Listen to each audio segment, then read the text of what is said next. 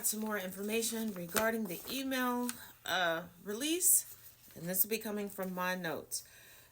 First of all, today at 4 p.m., Gravalia will be officially sworn into Congress. She will be the final vote needed in order to release the files.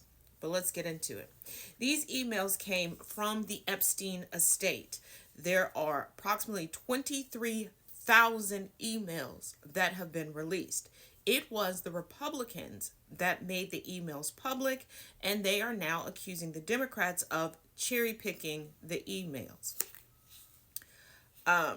Also, I do want to note that throughout the years, there have been prosecutions during, in connection with this case. Prosecutors prosecuted when they felt they had enough evidence and information to do so. Most people don't know about them because these weren't people of national notoriety, etc. Now, the email that is getting everybody's attention is the email from April 2011, and it seems to infer that Trump did know what Epstein and Maxwell were doing. This email was communication between Epstein and Maxwell. All of the emails that have been viewed and are publicly being discussed right now are between Epstein, Michael Wolff, the author, and Ghislaine Maxwell. The timeline of the emails begins in the year 2011, and this is important. In 2011, one of the victims, Courtney Wild, sued the United States due to the Epstein sweetheart deal, that deal that was orchestrated by Alex Acosta and a few other prosecutors. The victims never knew about it, and the suit wanted the sweetheart deal reversed. The April 2011 email also discredits the recent testimony that Ghislaine Maxwell gave to Todd Blanche, where she most notably said that she never saw Trump being inappropriate with these young women. Well, girls at the time.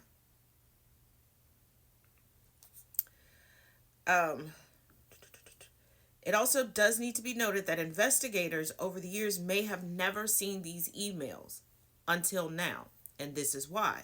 Were there requests and subpoenas for electronics regarding Epstein? Yes. Many of you may not have followed this case from essentially the beginning, so let me explain.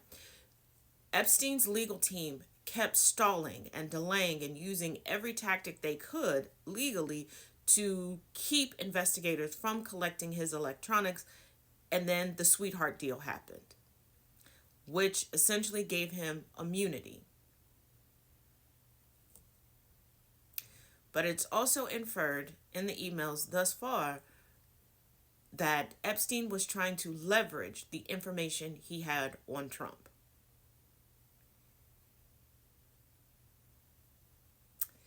That's what we have so far.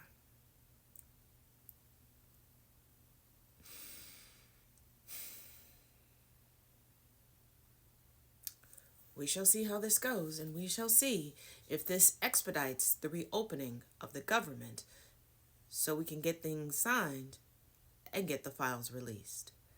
I'd say this is a perfect time to bug the hell out of your representation to ensure that by close of business today, we have an up and running government so that more of these victims can receive justice. Until I have more information, let me know your thoughts in the comments section. The White House is actively working on their response. Todd Blanche, Lauren Boebert, and Nancy Mace have been called to the principal's office, so to speak. Todd Blanche, who notably during his confirmation hearings stated that he remains the personal attorney for Donald John Trump Sr. Todd Blanche also, earlier this year, met with Ghislaine Maxwell. And the emails that made it into the public sphere show that what Ghislaine Maxwell testified to was a lie. Mace and Boebert, it is being reported, are being encouraged to remove their names from the measure that is to be voted on after today's swearing in and after the government reopens so that the Epstein/Maxwell files can be released. For someone who keeps claiming they are so innocent that they had no idea what was going on, Donald John Trump Sr. is scrambling to the point where he's showing he's not above intimidating two members of Congress.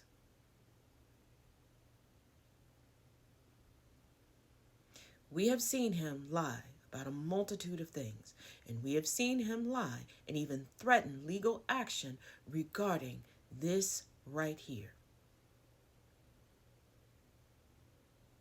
He stated that he never wrote a letter or did any drawings or doodles for Epstein's infamous birthday book. Survey said that was a lie. He's repeatedly said he had no idea what Epstein was up to. And today, email said that was a lie. So once again, MAGA, is this your hill? Because if it's not, stop screaming, protect the children. With a victim? These emails prove absolutely nothing other than the fact that President Trump did nothing wrong. And what President Trump has always said is that he was from Palm Beach, and so was Jeffrey Epstein. Jeffrey Epstein was a member at Mar-a-Lago until President Trump kicked him out because Jeffrey Epstein was a pedophile and he was a creep. And this email you refer to with the name of a victim that was unredacted now and has since been reported on in this room, so I will go ahead and say it, Virginia Giuffre.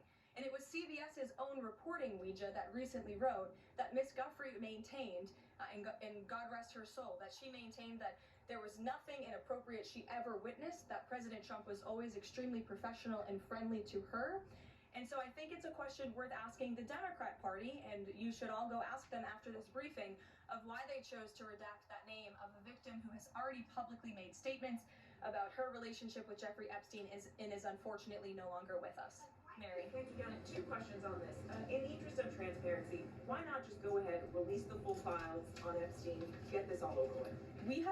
This administration has done more with respect to transparency when it comes to Jeffrey Epstein than any administration ever. In fact, this administration, the Department of Justice, has turned over tens of thousands of documents to the American people. We are cooperating and showing support for the House Oversight Committee. That's part of the reason you are seeing these documents that were released today, because of the House Oversight Committee's and Republicans' efforts to get these out to the public. This administration also moved, the Department of Justice also moved to unseal grand jury testimony, which we know, unfortunately, a judge declined those requests. So this administration has done more than any, and it just shows how this is truly a manufactured hoax by the Democrat Party. For now, they're talking about it all of a sudden because President Trump is in the Oval Office. But when Joe Biden was sitting in there, the Democrats never brought this up. This wasn't an issue that they cared about because they actually don't care about the victims in these cases. They care about trying to score political points against President Trump, as we, of course, seen with this government shutdown. And this entire thing, again, it's not a coincidence to the American people at home. There are no coincidences in Washington, D.C., and it is not a coincidence that the Democrats leaked these emails to the fake news this morning ahead of Republicans reopening the government. This is another distraction campaign by the Democrat and the liberal media, and it's why I'm being asked questions about Epstein instead of the government reopening because of Republicans and President Trump. But given your interest in transparency, Caroline, why are White House officials then meeting with Representative Boebert in an effort to try and get her to not sign this petition calling for the release of the files? Doesn't it show transparency that members of the Trump administration are willing to brief members of Congress whenever they please? Doesn't that show our level of transparency? Doesn't that show the level of transparency when we are willing to sit down with members of Congress and address their concerns? That's a defining factor of transparency. Having discussions with members of Congress about various issues, and I'm not going to detail conversations that took place in the Situation Room in the press briefing room. Reagan. I think there are a couple of fact checks that need to be done after what the press secretary had to say. She says that a briefing proves transparency. A briefing is not transparency. And many of the briefings that have been held by the Trump administration, at least Democrats have complained that full transparency was sorely lacking. So it is not clear. It is in dispute. But I think the one thing that is clear is Democrats are not the ones who have solely been in charge of pushing the Epstein files. In fact, it was kept alive for years by many of the president's base, by many conservatives who wanted to know the truth and still want to know the truth and are calling at this moment for the full release of the Epstein. All right. Once again, more information regarding the Epstein emails. And yet again, we're coming from my notes. Really quickly, there's a lot of information going about, and people are claiming that, well, Trump has nothing to hide because nobody has ever said that he was inappropriate or that he did anything with anyone. That's not true. That's not true at all. Let's go back to 2016. Okay, there was a lawsuit filed by a woman who went by both Jane Doe and Katie Johnson. She filed a lawsuit claiming that Epstein and Trump both intimately assaulted her when she was 13 years old. Unfortunately, the trial did not happen. Days before the election, she just kind of quietly disappeared. So there was no evidence presented. But to assert that no one's ever said that, that's not true. Now, on to more information regarding the emails. The emails seem to essentially confirm that, yes, Trump was firmly a part of Epstein's world. They also heavily imply that highly damaging information about Trump was known by Epstein and is known by Maxwell. Michael Wolff, the well-known author, was trying to coax Epstein into telling what he knew about Trump. In one email that has not been released to the public as of yet, it is being reported that Michael Wolff is saying that the information would finish him in regards to Trump. Now, there are people who know or knew Epstein that are claiming that, oh, just because it's in the email doesn't mean that it's true, because Epstein was known to exaggerate things. Exaggerate, not lie. But let's take a look at a conversation via email that Epstein had with Michael Wolff. To Epstein from Wolff. I hear CNN planning to ask Trump tonight about his relationship with you, either on air or in scrum afterwards. To Wolff from Epstein. If we were able to craft an answer for him, what do you think it should be? To Epstein from Wolff. I think you should let him hang himself.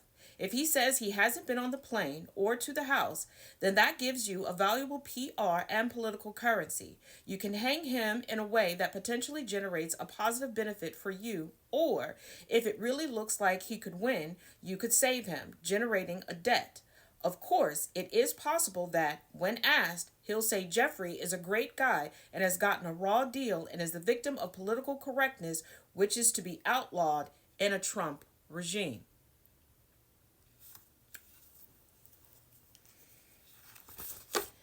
Now, keep in mind that this December 15, 2015 exchange took place during a time where there were a number of lawsuits against both Epstein and Trump that were popping up. This is also during a time when there were a variety of questions that were surfacing about Trump's connections and his propensities, especially his preferences when it came to dating. And throughout all of this, a lot of the biggest, those wanting prosecutions to happen and the files to be released are people that are currently a part of Trump's base, that have moved into Trump's inner circle. And the White House is trying to spin this as if this is just a witch hunt from the Democrats and nobody was talking about it during the Biden administration. That also is not true. There were a multitude of people who were calling for the release, most notably Kash Patel, who is the current FBI director. And Trump himself made this a point to bring up during the campaign, and he was specifically asked on air during an interview, would he release the files would he push for justice for these people. But Trump has finally responded to the release of the emails.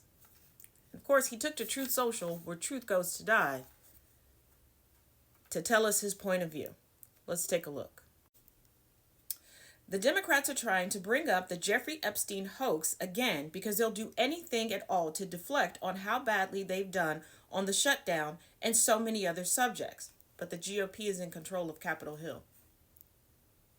And Caroline Leavitt admitted today in the White House presser that it was the GOP that released the emails.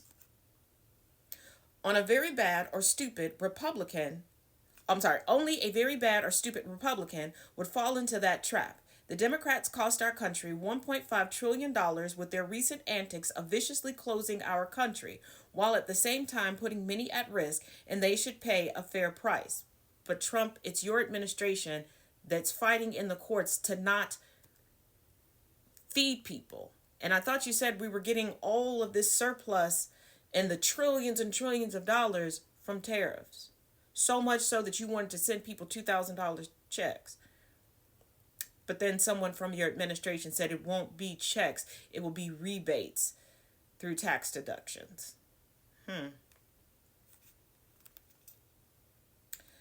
While at the same time putting many at risk, and they should pay a fair price. There should be no deflections to Epstein or anything else, and any Republicans involved should be focused only on opening up our country and fixing the massive damage caused by the Democrats that have no power. And you know that they don't, because you previously were calling for the filibuster to be ended so you could just push through whatever you wanted.